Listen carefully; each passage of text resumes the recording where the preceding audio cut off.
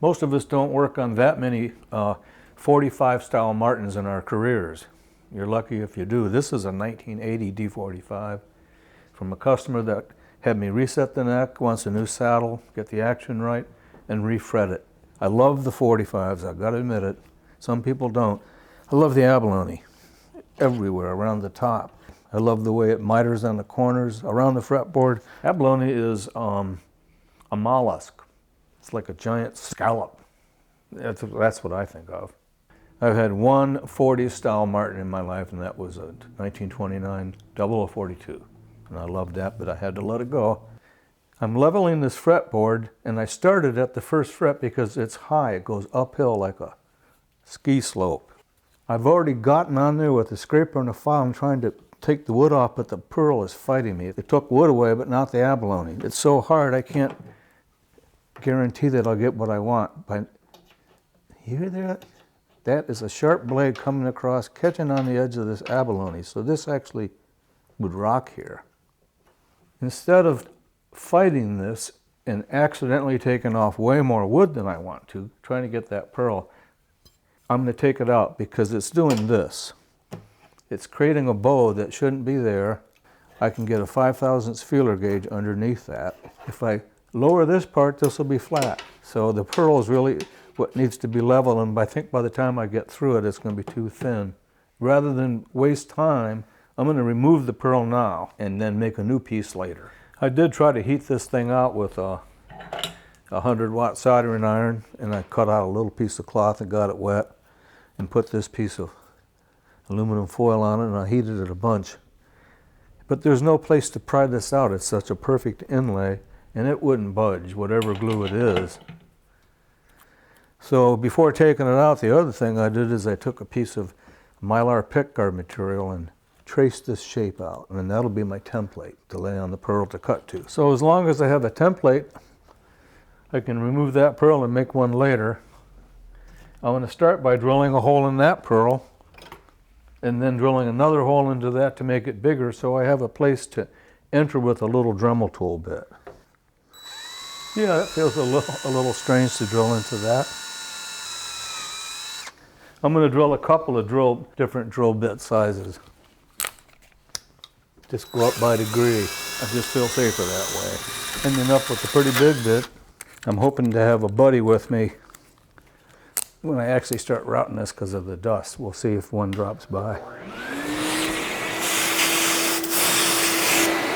I've got a spiral down cutter here, about 3/32 of an inch. We'll see how sharp it is.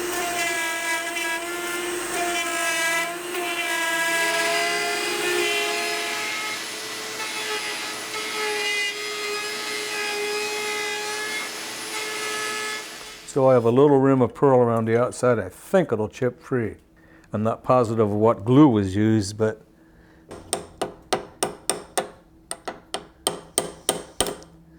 here's one piece. Then I think I can start getting them. I think I'll get a heavier hammer. It's way harder than the wood. That's clean. Now I can go ahead and level the board the way I want. It's not going to be a ton of work. I just want to level that wood, and then I'll inlay the new pearl to fit the board. It won't be high anymore. Get these kind of smooth so a straight edge will sit on this real nice.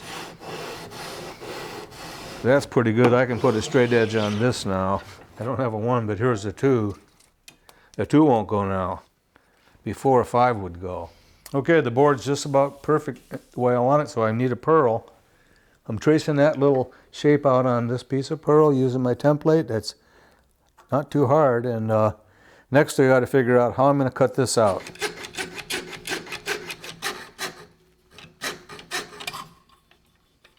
I'm going to sand this last piece off right down to the lines on a little vertical sander.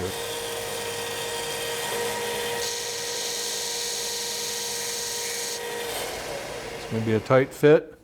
Before I go any farther, I'm going to put a radius on this, just on a little bit of 220 on a 20-inch radius block.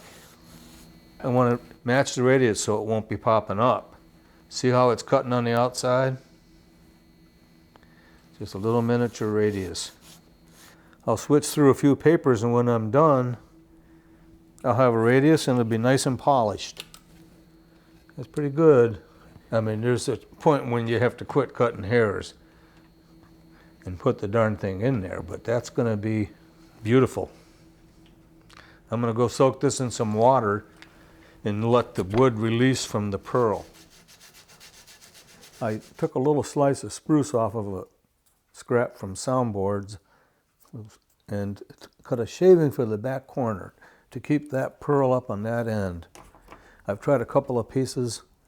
I want just the right amount so that when I press this pearl in, that corner won't sink down too deep. When I want to test it, I remove it on tape. That was a good fit, so I'm ready to put it in. Even though I'm going to do some final sanding, I'm going to wax off around the board in that area to make cleanup easier, and then I don't have to sweat the squeeze out. Makes the perfect filler for my little mistakes. Not Martin's. I don't know how the heck they get them in this tight.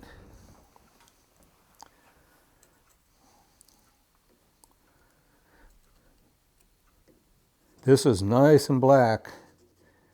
I want a little to squeeze out if it does. If it doesn't want to, that's okay too. Obviously I use black super glue because this ebony is black. I'm just laying it in there so gently.